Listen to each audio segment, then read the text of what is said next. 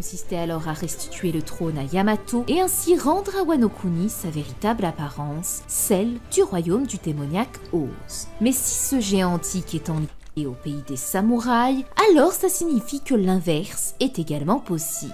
Ainsi, Elbaf serait lui aussi connecté à Wano Kuni. Et pour comprendre de quelle façon, il va falloir nous plonger dans les récits scandinaves et plus spécifiquement à travers la mythologie nordique. Elle tient d'ores et déjà une place importante dans l'œuvre puisque certains noms de géants sont tirés des divinités nordiques comme Loki, Jarl et celui de Gerd. Ou encore certaines attaques comme celle de Broggi, le Svalin, symbolisant le... Ou l'attaque d'Ajrodin, la lance d'Odin. Bouclier légendaire de la mythologie nordique. C'est pourquoi il... abusé, hein. Ajrodin, sa technique, c'est la lance d'Odin pour battre qui? Non, là c'est Magvise Prime. Pour battre Magvise Prom.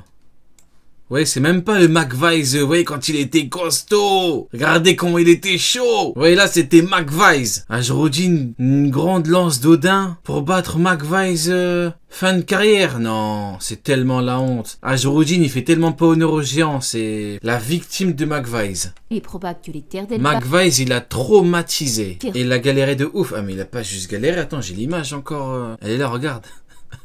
Il lui a détruit le corps, frérot. Il a tapé les jambes, les genoux, les bras, la tête, le cou. Non, Magvise, il est trop fort. Monter dans le... Ça sert à rien, il est plus là, le frérot, mais pleurez, les anti-Magvise, pleurez. Moi, je préfère Magvise à Ajrodin, les mecs. Il lui a brisé les os, et heureusement qu'il y avait la cage, la bière de cage, hein, parce que sinon Ajrodin aurait perdu. Hein.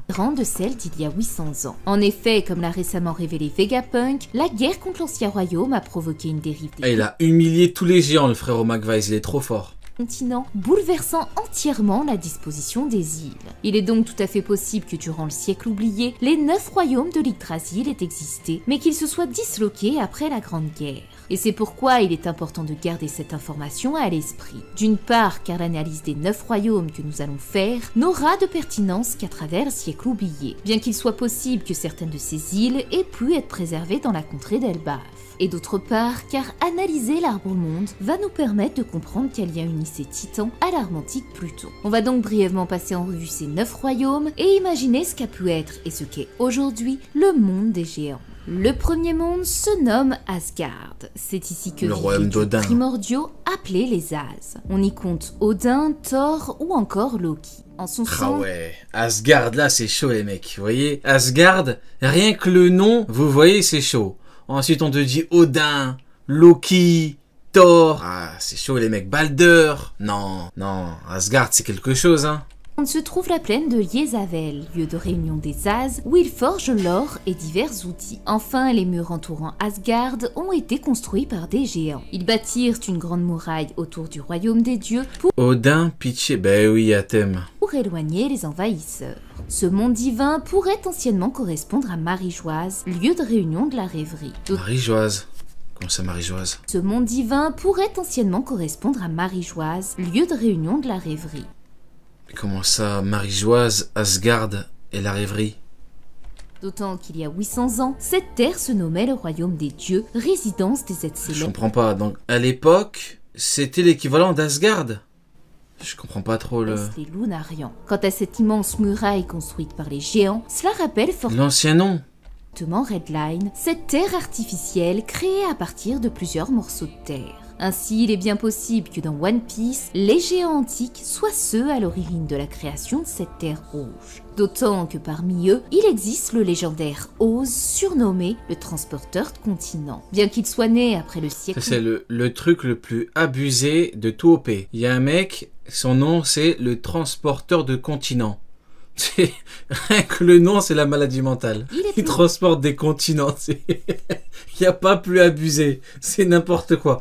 En fait, au-dessus de ça, c'est Superman dans les comics, pour ceux qui connaissent, qui prend une grosse chaîne, qui attache des planètes et qui avance. Voilà, c'est ça, l'étape d'après, c'est ça. Hein. C'est n'importe quoi, le mec qui transporte des continents. On est où là? Plausible que ses ancêtres aient participé à la création de Redline, à l'image des géants. Les comics, c'est tellement n'importe quoi. Il y a Superman pour remonter dans le temps.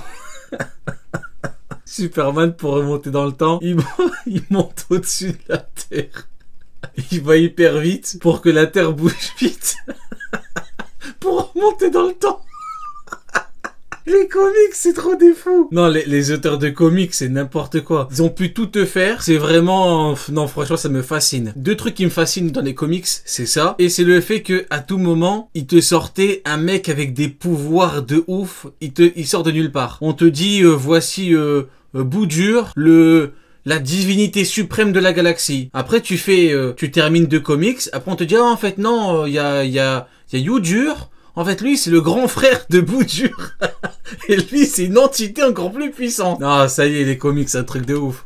Non, les comics, c'est quelque chose. Hein. Asgard. Ce qui nous conduit au second royaume, le Valheim, le domaine des Vannes, une tribu divine associée à la magie et à laquelle appartenaient Frey et Freya. On sait très peu de choses sur eux, hormis leur rôle dans la grande guerre entre les As et les Vannes. Cet affrontement en ayant... Dans les théories, en ce moment, ils comptent Skypiea et Marie-Joise dans le délire Yggdrasil. Va savoir pourquoi. D'accord, mais ok, ouais, je comprends pas pourquoi il y a Marie-Joise et Yggdrasil. Enfin, Marie-Joise et quoi? Et Skypiea dans Yggdrasil. Ah, ok, en fait, ça faisait partie du truc d'Elbaf et ça a été, entre guillemets, transporté. C'est ça? Ah, voilà pourquoi elle a parlé de Oz.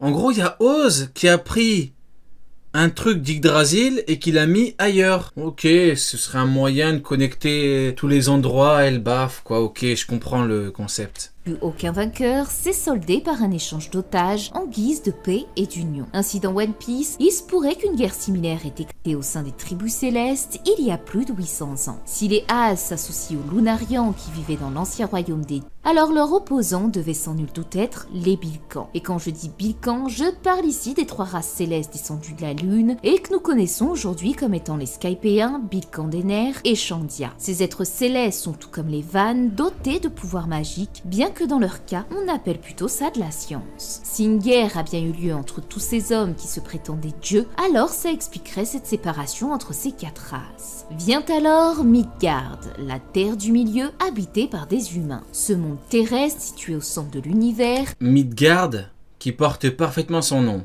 Midgard, c'est le monde Mid. Pourquoi? Parce qu'il y a des humains. Dans les autres, t'as le royaume des enfers, t'as le truc avec Odin, t'as le truc des géants. Là, t'as quoi? T'as la terre des humains. Genre, c'est Mid, quoi. Est entouré par un vaste océan infranchissable où réside le serpent. Le pays de Mid. Le pays de Mid, je suis mort. Midgard est connecté au royaume des dieux par le Bifrost, ce pont arc-en-ciel que les divinités d'Asgard empruntent chaque jour pour rendre visite à Ur, la déesse du destin, souveraine du passé. Ici, je pense qu'il n'y a pas nécessité à développer davantage, puisqu'il s'agit du monde des humains, où l'on pouvait retrouver Alabasta et d'autres royaumes comme Dressrosa. Peut-être découvrirons-nous ce pont arc-en-ciel dans l'arc d'Elbaf, et que les Mugiwara emprunteraient pour rejoindre le château de Loki. Il se pourrait même qu'il y ait un lien avec la légende des 7 frères Muren arc-en-ciel vue au chapitre 304. Les deux royaumes suivants sont ceux des elfes. Le premier est Svartalheim, le monde des elfes sombres. Svartalheim, où résident les nains. C'est un royaume de forges, de cavernes et d'industrie. Ils sont connus pour leurs compétences en artisanat, ayant forgé de nombreux artefacts comme le marteau de Thor et la lance d'Odin. Ah ouais, vous voyez, là-bas ils font des vrais trucs. Ça forge le marteau de Thor, la lance d'Odin. Masterclass. Le second est Alfheim, le royaume des elfes clairs, aussi appelé le pays des fées. Ils sont souvent vus comme des esprits de la nature ou des gardiens de la lumière. Dans One Piece, ces deux royaumes pourraient s'unir. C'est de l'allemand ou quoi? Vasselheim. Mais qu'un, celui des Tontata. En effet, ils sont désignés à la fois comme des nains sur la liste du marché aux esclaves et à la fois des fées via la légende de Mont Blanc. Ils symbolisent ainsi à la fois les elfes clairs par leur capacité à cultiver n'importe quelle espèce végétale. Ouais, peut-être que finalement c'est ce monde-là qui est le plus mid. Et à la fois les elfes sombres du fait qu'ils vivent dans les souterrains de Greenbeat. Ce qui nous conduit au royaume des géants. Il se divise en 3 mondes distincts. Franchement, pour l'instant, les pires royaumes, ça se tape entre le Midgard et le truc des petits, là, des elfes. Hein. Pour l'instant, c'est vraiment les deux mondes les plus... Voilà. Hein. Le monde le plus nul, ça se tape entre les deux. Types de géants, ceux des collines, de feu et de glace. Dans One Piece, cette distinction est également présente. Il y a les guerriers d'Elbaf, les géants comme Zoro, les géants antiques, et récemment, nous avons découvert une 4e race, les boucaniers. On va donc analyser chacun R.I.P. Ginny, on t'oublie pas. de ces royaumes et tenter de les associer aux différents géants dans One Piece. Tout d'abord, il faut savoir que les géants sont tous descendants du géant T'as un problème contre les nains, Rio? Ah non, la percha Big CC là. Moi je parlais des elfes. Ça veut dire que pour toi, un nain c'est forcément un elfe? T'as pas quelque chose à te reprocher par hasard, la percha? Qu'est-ce que tu... T'as pas un truc à nous dire? Primordial Ymir. Né de la rencontre entre la glace du Niflheim, le royaume du froid et des ténèbres, et le feu du Muspelheim, le royaume des flammes. Ymir vivait dans le Ginnungagap, le vide primordial à l'origine de la création. Ouais, bizarre la percha, vraiment bizarre. Hein. J'étais à l'œil la percha, hein. Franchement... Déjà... On ne dit pas nain, on dit personne de petite taille. La percha déjà, je te ferai remarquer que ton terme est très... Voilà, c'est limite, hein. On n'est plus en 1980, frérot, hein. Attention. Du monde. On note d'ores et déjà que dans One Piece, le lieu où se rencontrent la glace et la lave a parfaitement été représenté par Oda à travers l'île de Punk Hazard. Bien que ce décor ait été fait artificiellement après le combat entre Aokiji et Akainu, l'inspiration d'Oda a pu être... Principal PC. Je suis mort. Exactement, Anzeli, c'est très péjoratif la percha. D'autant que c'est bien sur cette île qu'on a tenté de recréer les géants antiques. Ainsi, après la mort d'Ymir, son corps donna naissance à la lignée de géants. Un monde avec une vraie histoire, vous voyez, là t'as quelque chose, c'est pas... Ouais, les deux autres mondes sont mid, hein.